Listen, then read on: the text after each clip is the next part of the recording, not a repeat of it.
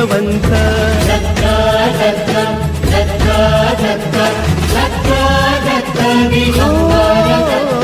अवधूत चिंतन गुरुदेव दत्त गुरु आमचा तू आम्ही भाग्यवंत नसे जन्म मृत्यू नुरे काही खंत न प्रारंभ मध्य नसे काही अंत